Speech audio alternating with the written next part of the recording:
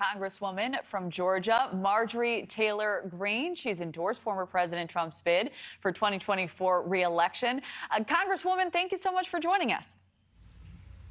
Thanks for having me on today. Well, wonderful to have you. So I'm not sure if you heard, but your colleague, Representative Chip Roy from Texas, earlier in the show was saying that leaders show up to debates.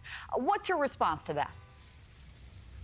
Oh, I'm not surprised at all to hear that from Chip Roy. You know, he really hates President Trump, and that's been apparent since I came to Congress. In January of 2021, he refused to object to Joe Biden's fraudulent Electoral College votes, and he almost voted for impeachment when Nancy Pelosi led to impeach President Trump. So it really doesn't surprise me at all to hear him attacking President Trump. He's always attacking President Trump, and he supports Ron DeSantis, so he's looking at a way to score points on President Trump. But President Trump is winning. He's winning with well over 60% in this primary, and Republican voters have made it clear. They made it clear in 2016, they made it clear again in 2020, and they're already making it clear early in 2023 that President Trump is the Republican primary we want to send into the general. So let's address head-on the elephant in the room, so to speak, some of these legal woes. There are reports Rudy Giuliani will surrender to the Fulton County Jail sometime today. Former President Trump says he'll surrender tomorrow. He's been indicted for a fourth time, the last one from your home state. How will the former president show he has the capacity to lead and serve the American people despite these legal challenges? Well, you know, Rudy Giuliani, he's already surrendered today, and he came out and gave a very powerful statement that Americans know to be true. President Trump told us that you know, early on, he said, they're coming after me, but I'm really standing in the way of them coming after you. But now we're seeing Rudy Giuliani, we're seeing innocent people in Georgia and all over the country are being persecuted by the radical left Department of Justice and now state DAs. But Americans know the truth, and I'm going to tell you this is really about $1.75 a gallon gasoline, because we all know what it was like under President Trump's 4 years, and he's already proven that to America. So there's no need for him to stand on a debate stage with a bunch of wannabe president candidates to try to prove his record. His record is proven, and the American people know exactly what it is, and we want it back. So I won't debate you there. I appreciate you stating your case. I do want to get to a couple other topics on the debate tonight.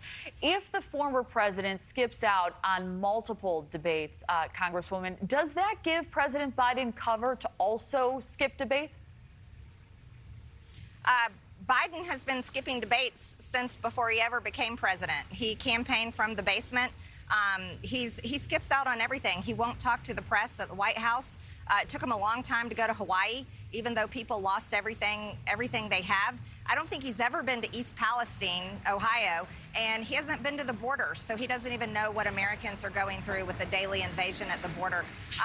President Biden owes many apologies and owes it to the American people to defend his policies, not lean on the Department of Justice to put his top political rival in prison.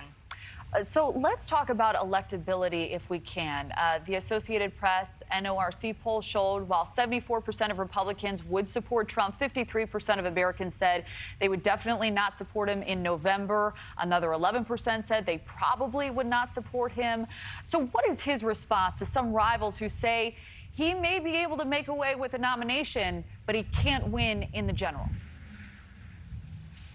I think that's completely false. I don't know which polls you're talking about. All the polls I've seen have President Trump either tied with Joe Biden or have him beating Joe Biden. And the Americans that I talk to every day, and it's increasingly more independents and more Democrats, want President Trump back because they can't afford to make their kids' school lunches anymore with food costs being double.